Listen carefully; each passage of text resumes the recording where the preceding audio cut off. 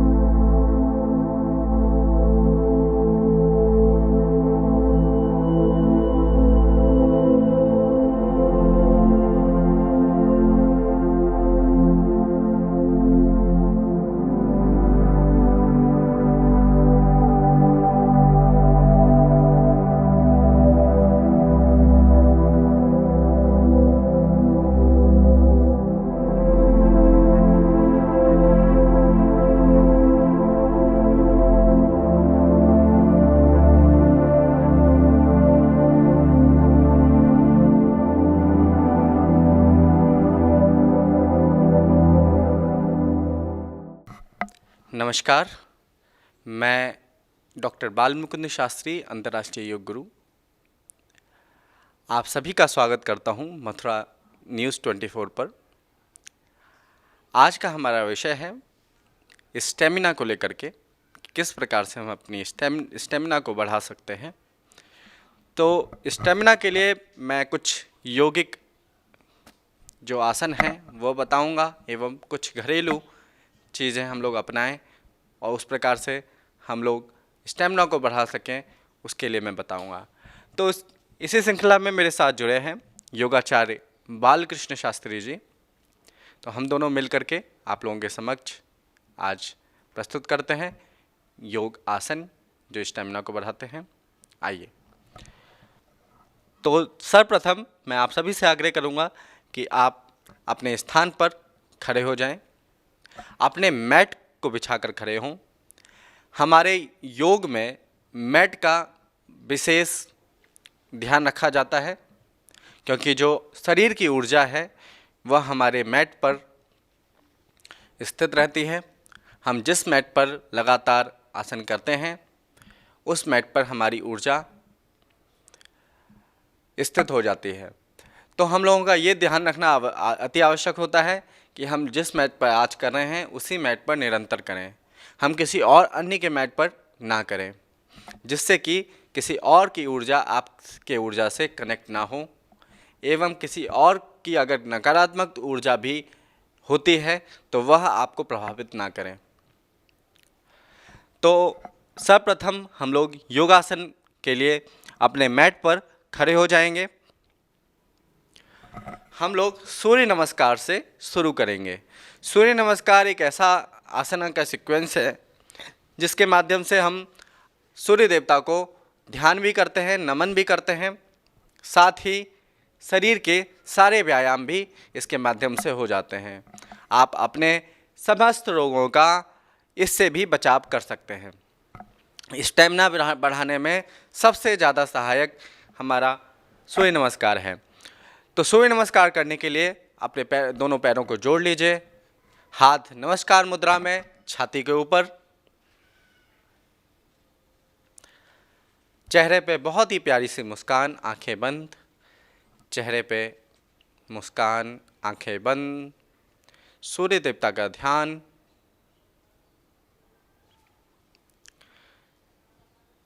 सूर्य नमस्कार में 12 स्टेप होते हैं, जिनमें से 7 आसना होते हैं।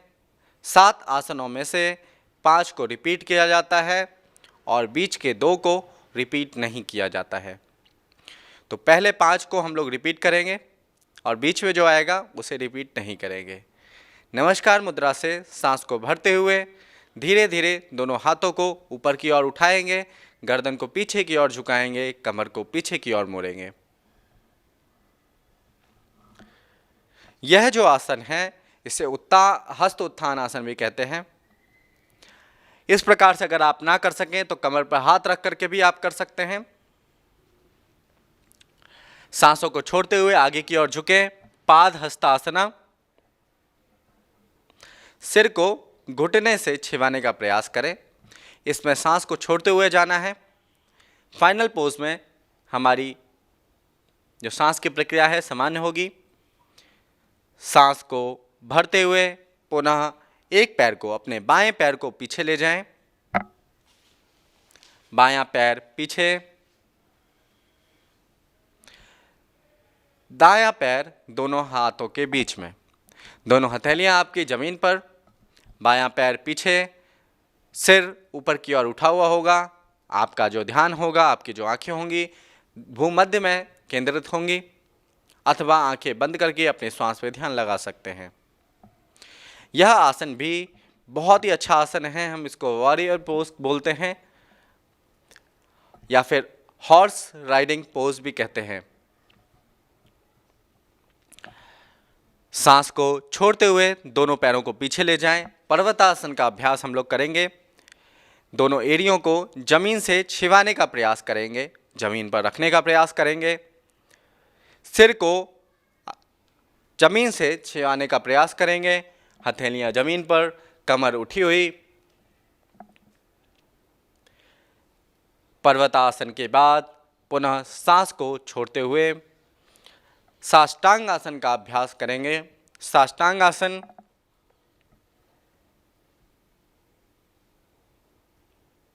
इसमें 6 अंग, षष्ठ अंग हमारे प्रभावित होते हैं।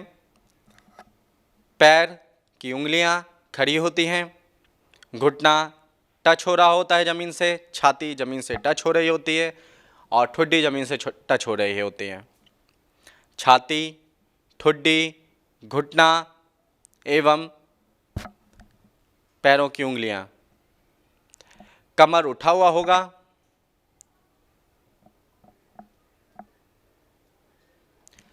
साष्टांग आसना के बाद पुनः पैरों के पंजों को पीछे की ओर स्ट्रेच करें। सांसों को भरते हुए धीरे धीरे सर को उठाएं, कमर तक मोड़ें। सूर्य नमस्कार। दोनों हाथ सीधा नहीं रखना है, दोनों हाथों को हल्का सा मुड़ा हुआ रखें कोहनी पे से, कोहनी हल्की सी टिल्ट होगी। सांसों पे निरंतर ध्यान। पुनः अब हम लोग यहाँ से रिपीट करेंगे आसनों को। पर्वतासना,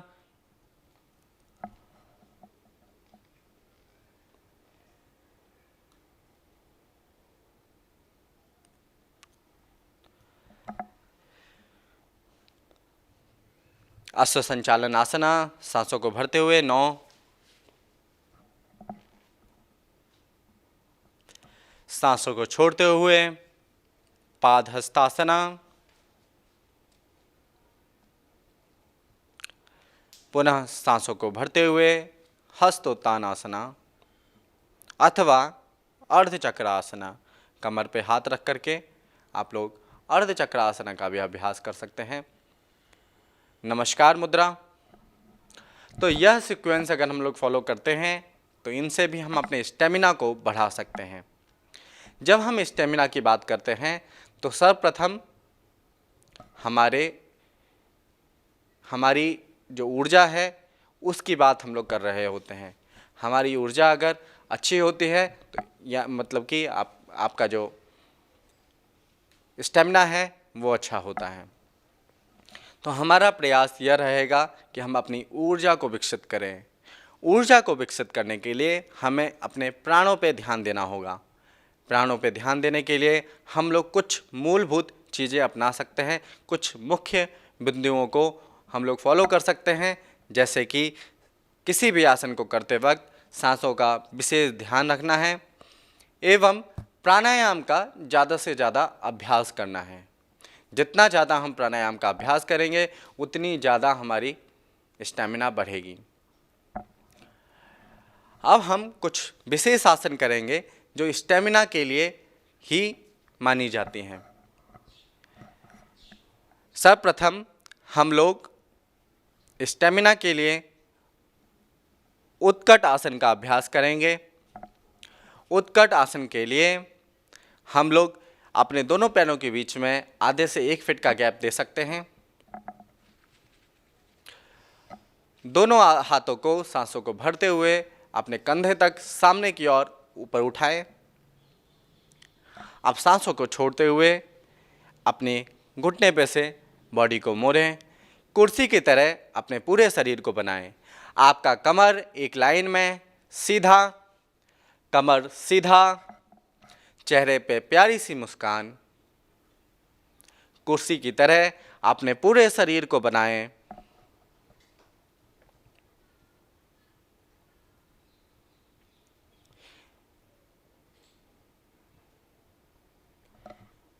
इसको हम कुछ सेकंड से लेकर के कुछ मिनट तक ले जाने का प्रयास करेंगे।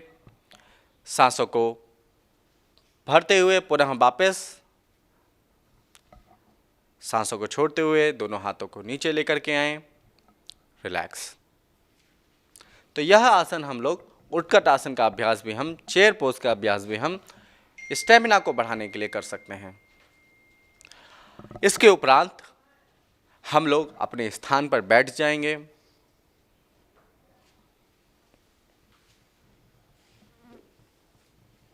स्थान पर बैठकर हम लोग उष्ट्रासन का अभ्यास करेंगे, यानी कि कैमल पोज का अभ्यास करेंगे।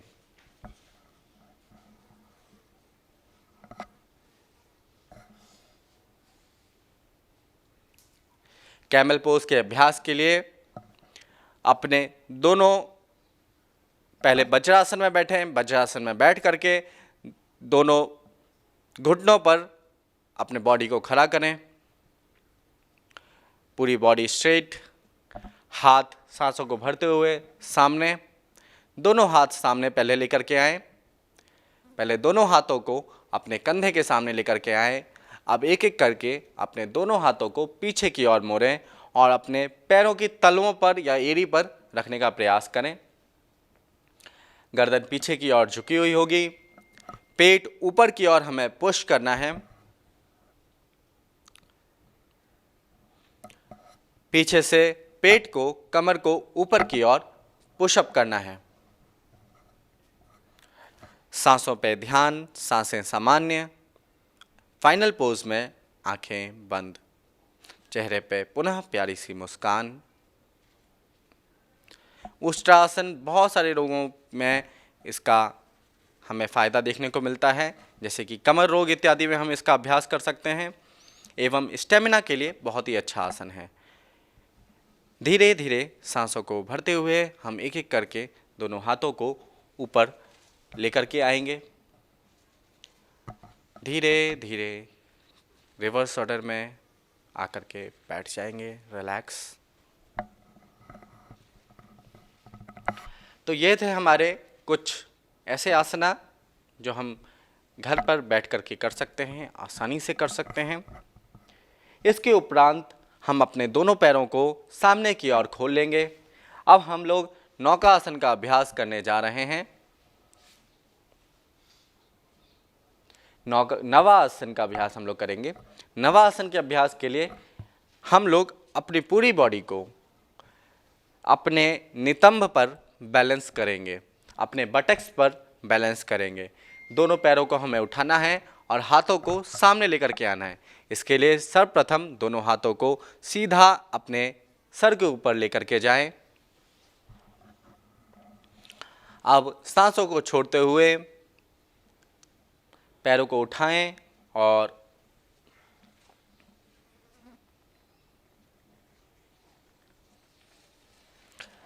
नवासन, इसका ज़्यादा से ज़्यादा अभ्यास करें। मन पूरा शांत, चेहरे पे प्यारी सी मुस्कान। धीरे धीरे वापस रिलैक्स। तो यह भी एक आसन है जिसका हम लोग अभ्यास कर सकते हैं। अब इसके उपरांत हम लोग सल्भासन का अभ्यास करेंगे। सल्भासन के अभ्यास के लिए हम लोग सीधे पेट के सहारे लेट जाएंगे।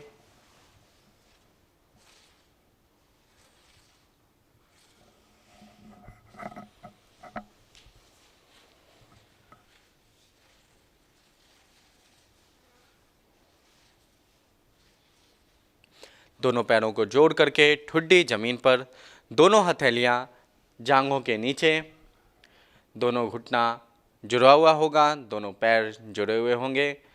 दोनों पैर धीरे धीरे, आपको जांघ समेत घुटने को मोड़ना नहीं है, जांघ समेत दोनों पैरों को ऊपर की ओर ज़्यादा से ज़्यादा उठाएंगे। सांसों को भरते हुए दोनों पैरों को उठाएं, ठुड्डी जमीन पर, सांस सामान्य। जितना हो सके आपको प्रयास करना है।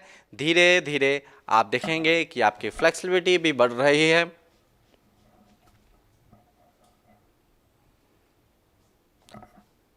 सांसों को छोड़ते हुए वापस।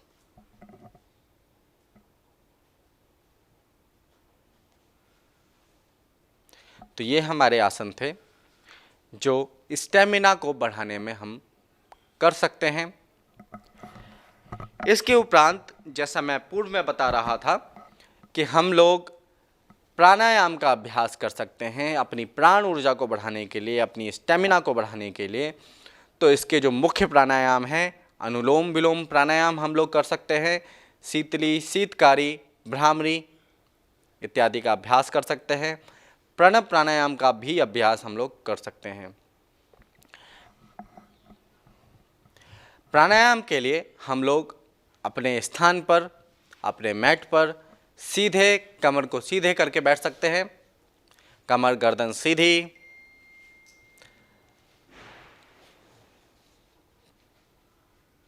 आप पद्मासन, वज्रासन, सिद्धासन में बैठ सकते हैं। अगर इन आसनों में नहीं बैठ पा रहे हैं तो कमर के नीचे तकिया लगा करके अपनी कमर को सीधा कर सकते हैं।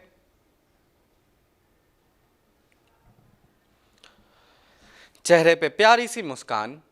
अनुलोम विलोम प्राणायाम का अभ्यास। अनुलोम विलोम के प्राणायाम के अभ्यास के लिए पुनः हम अपने पहली दो उंगलियों को, इंडेक्स फिंगर को और मिडिल फिंगर को फोल्ड करेंगे, नासिग्रा मुद्रा का अभ्यास करेंगे। पहली दो उंगली मुड़ी हुई होंगी, लास्ट की दो उंगलियां खुली हुई होंगी। अंगूठा खुला हुआ होगा, अंगूठा दाईं नासिका पे होगा। दाईं नासिका को बंद करेंगे दाएं अंगूठे से। बाईं ओर खुली हुई होगी, बाईं नाक खुली हुई होगी। बाईं नासिका से धीरे धीरे सांसों को भरेंगे। सांसों को भरने के बाद दोनों नासिकाओं को बंद कर लेंगे अंगूठे से एवं उंगलियों से। बंद करने के बाद सांसों को कुछ समय तक रोकने का प्रयास करें, जितना आपसे संभव हो सके। अब पुनः सांसों को धीरे धीरे दाईं ओर से छोड़ दें। दाईं ओर से पूरा सांस को छोड़ने के बाद दाईं ओर से ही सांस को धीरे धीरे भरना शुरू करें। सांसों को भरने के बाद दोनों नासिकाओं को पुनः बंद करें, होल्ड करें, रिटेंशन करें, सांसों को रोक करके रखें। अब पुनः सांस को बाईं नासिका से धीरे धीरे पूरा छोड़ दें। तो इसका अभ्यास कम से कम हम लोग 15 से 25 बार तक कर सकते हैं। यह हमारी नाड़ियों को शुद्ध करने में एवं बल देने में, जो ऊर्जा, जिनमें ऊर्जाओं का प्रवाह होता है, ऐसी नाड़ियों को स्वस्थ रखने में सहायक होता है। तो इसका जो सीक्वेंस होता है वह इस प्रकार से होता है कि हम लोगों ने सांस को 1 सेकंड तक लिया, 2 सेकंड तक सांस को छोड़ा और 4 सेकंड तक सांसों को रोक करके रखा, यानी कि 1:4:2। आपने 1 सेकंड तक सांस को लिया, 4 सेकंड तक रोका, 2 सेकंड तक छोड़ दिया। अब धीरे धीरे आप इसको बढ़ाने का प्रयास करेंगे। 2, 6 एवं 4, इस प्रकार से हम लोग कर सकते हैं। जितना हम ज़्यादा से ज़्यादा बढ़ाएंगे उतना ही ज़्यादा हमें इसका लाभ प्राप्त होगा। बाईं ओर से सांस को छोड़ने के बाद हम लोग धीरे धीरे अनुलोम विलोम प्राणायाम को समाप्त करेंगे।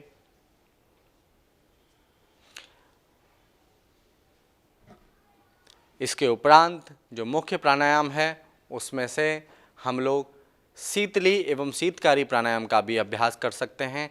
जैसा अभी गर्मी का दिन है, गर्मी के दिनों में हमारी ब्लड प्रेशर भी हाई रहती है, शरीर में गर्मी ज़्यादा रहती है और इस कारण से हम अपने स्वयं को, अपने शरीर के आंतरिक अंगों को ठंडक पहुंचाने के लिए, अपने स्वयं को ठंडा रखने के लिए शीतली एवं शीतकारी प्राणायाम का भी अभ्यास कर सकते हैं। शीतली प्राणायाम के लिए हम लोग कमर गर्दन सीधी रखेंगे, हथेलियां दोनों ज्ञान मुद्रा में होंगी, यानी कि पहली 2 उंगलियां आपस में उनकी जो टिप है वो टच हो रही होगी और घुटने के ऊपर रखी होगी। जीभ आपका आपस में रोल होगा। रोल होने के बाद एक पाइप की तरह आपको बनाना है, होठों से एवं जीभ से। जीभ को पहले बाहर निकालें, रोल करें और जीभ के जब आप रोल कर लें तो उसके बीचों बीच सांसों को खींचने का प्रयास करें। सांसों को खींच करके जीभ को अंदर रख लें और सांस को नासिका से निकाल दें। पुनः इसका अभ्यास आप लोग 10 से 15 बार, 20 बार तक कर सकते हैं गर्मियों के दिनों में। ठंडी के दिनों में यह अभ्यास वर्जित बताया गया है क्योंकि यह पुनः ठंड पहुंचाता है। एवं जिनको अस्थमा है, जिनको सर्दी जुखाम इत्यादि है, वह इस प्राणायाम का अभ्यास ना करें। इस प्राणायाम का नाम शीतली प्राणायाम है। शीतली प्राणायाम बहुत ही अच्छा प्राणायाम है, हमारी पूरे शरीर को ठंडक पहुंचाने में कार्य करता है। अब इसके उपरांत हम लोग शीतकारी प्राणायाम का भी अभ्यास कर सकते हैं। शीतकारी प्राणायाम भी हमारी ऊर्जा को बढ़ाता है, दांतों के रोग जैसे कि पायरिया इत्यादि में भी लाभ पहुंचाता है एवं शरीर को ठंडक पहुंचाने में भी सहायक होता है। शीतकारी प्राणायाम के लिए अपना चेहरा शांत रखें, चेहरे पे मुस्कान, हाथ ज्ञान मुद्रा अथवा चिन्ह मुद्रा में होगा, घुटनों के ऊपर, दोनों दांतों को जोड़ लें, जीभ पीछे की ओर, दांतों के पीछे। धीरे धीरे दांतों के बीचों से सांस को खींचना है, होठों को खोल करके रखें, दांतों के बीच से सांस को खींचें। पूरा खींचने के बाद दोनों होठों को बंद कर लें, नासिका से सांस को छोड़ दें। यह अभ्यास भी हम लोग कम से कम 15 से 25 बार करने का प्रयास कर सकते हैं। यह अभ्यास भी हम लोग गर्मी के दिनों में करेंगे जिससे कि हमें इसका ज़्यादा लाभ प्राप्त हो सके। यह अभ्यास भी अस्थमा जैसे मरीज एवं सर्दी जुखाम इत्यादि में ना करें।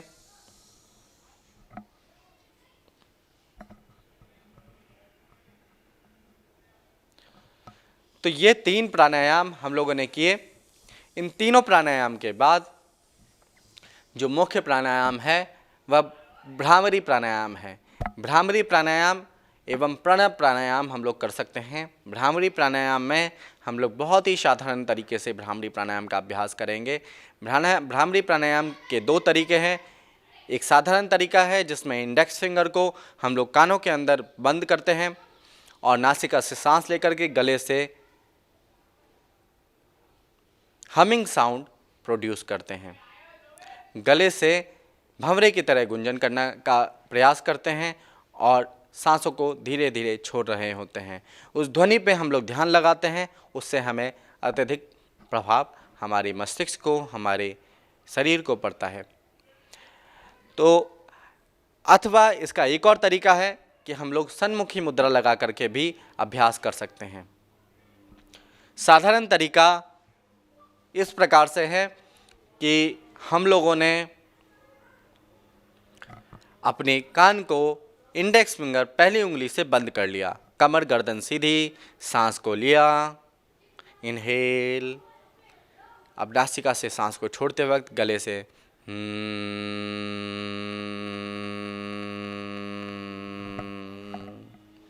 आप देख सकते हैं योगाचार्य बालकृष्ण शास्त्री जी को किस प्रकार से इंडेक्स फिंगर पहली उंगली कानों में बंद है एवं चेहरे पे मुस्कान, आंखें बंद, नासिका से सांस को छोड़ते वक्त गले से हमिंग साउंड। इसका अभ्यास भी हम लोग कम से कम 20 से 25 बार करें तो हमें लाभ होगा। यह ENT संबंधित रोगों में हमें लाभ पहुंचाता है। मस्तिष्क में अगर क्लॉट है तो उसमें भी हमें यह लाभ पहुंचाता है।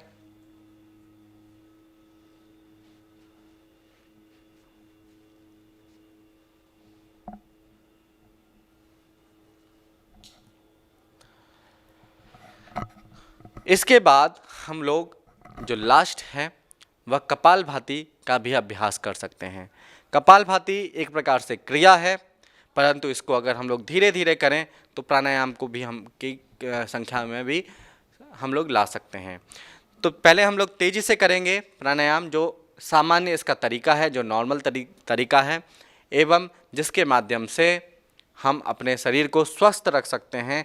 सामान्य वर्ग इसको कर सकते हैं। सामान्य वर्ग यानी कि जो स्वस्थ लोग हैं वह इसका अभ्यास कर सकते हैं। जिनको हाई ब्लड प्रेशर नहीं है वैसे व्यक्ति कपालभाति का जो ट्रेडिशनल फॉर्म है उसका अभ्यास कर सकते हैं। जिनको हाई ब्लड प्रेशर जैसी समस्या है ऐसे व्यक्ति इसका अभ्यास कम से कम करें एवं उसका रेशियो चेंज करते हुए करें। यानी कि आप जैसे सामान्य वर्ग जो स्वस्थ व्यक्ति है जिनको हाई ब्लड प्रेशर नहीं है वह 1 मिनट में 100 से 120 बार तक कर सकते हैं, परंतु जिनको हाई ब्लड प्रेशर जैसी समस्या है वह 1 मिनट में 30 से 60 बार तक ही करने का प्रयास करें। चलिए आइए हम लोग करते हैं कपालभाति का अभ्यास। धीरे धीरे सांस को पहले पूरा लेंगे, तैयार होंगे। अब सांसों को हमें तेजी से छोड़ना है, लेने पे ध्यान नहीं देना है। सांसों को मात्र छोड़ने पर ही ध्यान देना है। सांस को छोड़ते वक्त हम देखेंगे कि हमारा पेट अंदर की ओर जा रहा है, तेजी से झटके से अंदर की ओर जा रहा है। चेहरे पे बहुत ही प्यारी सी मुस्कान। सांस लेने पे ध्यान देना है।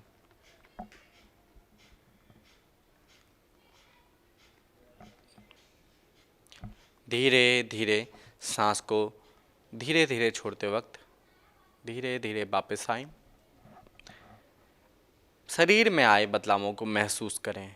आप महसूस करेंगे कि कपालभाति के अभ्यास के तुरंत बाद आपकी जो सांस लेने की प्रक्रिया है वो कुछ समय के लिए रुक गई है, जैसे हम लोग केवल्य कुंभक भी कहीं कहीं कहते हैं। अब इसके बाद हम लोग अगर इन 5 प्राणायाम का अभ्यास हम लोग करते हैं तो भी हम अपनी प्राण ऊर्जाओं को, स्टेमिनाओं को बढ़ा सकते हैं। ये 5 जो प्राणायाम हैं वह एक प्रकार से वरदान के रूप में हमारे जीवन में है। इन 5 प्राणायाम के माध्यम से ही वेट लॉस जैसी समस्याएं, अत्यधिक वेट जैसी समस्याएं, थायराइड जैसी समस्याएं, हाई ब्लड प्रेशर जैसी, लो ब्लड प्रेशर जैसी समस्याएं एवं विभिन्न प्रकार के रोग दूर होते जाते हैं। तो आइए अब हम जानते हैं स्टेमिना को बढ़ाने के लिए घरेलू उपचार। ऐसे कौन कौन से घरेलू उपचार हैं जो हम स्टेमिना को बढ़ाने में ला सकते हैं, कर सकते हैं। तो जो स्टेमिना को बढ़ाने के लिए घरेलू उपचार हैं वह सबसे पहला ये है कि हम अपने भोजन की प्रक्रिया को ध्यान दें, उसको समय अनुसार लें। सुबह के समय ब्रेकफास्ट अवश्य लें। अगर हम लोग सुबह के समय ब्रेकफास्ट लेते हैं तो हमारी जो ऊर्जा रहती है वो सुचारू रहती है एवं हम अपनी स्टेमिना को भी बरकरार रखते हैं। इसके साथ भोजन का टाइमिंग हमें विशेष मैटर करता है। समय पर अगर आपने आज 1 बजे भोजन लिया है तो कल भी दोपहर में 1 बजे ही भोजन लें। उसमें परिवर्तन ना हो, जैसे कि आपने आज 12 बजे ले लिया, फिर कल आपने 3 बजे लिया, फिर आपने परसों जो है 11 बजे लिया, वह भी दिनचर्या आपके स्टेमिना को प्रभावित करती है, तो इसको अवॉइड करना है हमें। इसके उपरांत ज़्यादा से ज़्यादा हाइड्रेट रहना है अपने आप को। हाइड्रेट रहने के लिए हम लोग दिन में जितना हमारे बॉडी का वेट है उसका 10% तो कम से कम हम लोग पानी पिएं। यानी कि 70 किलो वज़न है तो कम से कम हम लोग 7 लीटर पानी तो अवश्य पीना ही पीना है हमें। 7 लीटर पानी हम लोग कम से कम पीते हैं, तो उससे भी हमें अपने आप को हाइड्रेट रखने में सहायता मिलती है। इसके साथ में हाइड्रेट रहने के लिए इलेक्ट्रोलाइट्स को हम लोग बरकरार रखें अपने शरीर में, उसके लिए हम लोग पोटेशियम का सेवन कर सकते हैं। पोटेशियम के सेवन के लिए इलेक्ट्रोलाइट्स इत्यादि हम लोग ले सकते हैं। विटामिन सी, विटामिन बी का भी सेवन हम लोग कर सकते हैं। मैग्नीशियम हम लोग अपने डाइट में ले सकते हैं, जैसे कि बनाना वगैरह। पोटेशियम मैग्नीशियम इसमें भरपूर मात्रा में होती है। बनाना, केला यानी कि ब्रोकली, एवोकाडो, यह सब जो फल हैं ये बहुत ही अच्छे फल हैं, विटामिन्स, पोटेशियम, मैग्नीशियम इत्यादि को प्रदान करने वाले। इसके साथ जो महिलाएं हैं वो फॉलिक एसिड का भी सेवन कर सकते हैं। विटामिन बी और फॉलिक एसिड बहुत ही महत्वपूर्ण है महिलाओं में, एवं विटामिन बी पुरुषों को भी आवश्यकता होती है। तो हम लोग स्पिनच ले सकते हैं, पालक ले सकते हैं, हरी भरी सब्जियां ले सकते हैं विटामिन B12 के लिए। तो इन सब चीज़ों से हम अपने जीवन को स्वस्थ बना सकते हैं, स्टेमिना को बरकरार रख सकते हैं। एवं साथ ही जैसा मैं बता रहा था कि सुबह के समय ब्रेकफास्ट छोड़ेंगे नहीं, हफ्ते में एक दिन फास्टिंग ज़रूर रखें, व्रत ज़रूर रखें, प्राणायाम का ज़्यादा से ज़्यादा अभ्यास करें, योगासन का कम से कम 1 घंटा दिन में ज़रूर समय निकालें, तो आप अपने स्टेमिना को बरकरार रख सकते हैं एवं ज़्यादा लंबे समय तक आप स्वस्थ रह सकते हैं।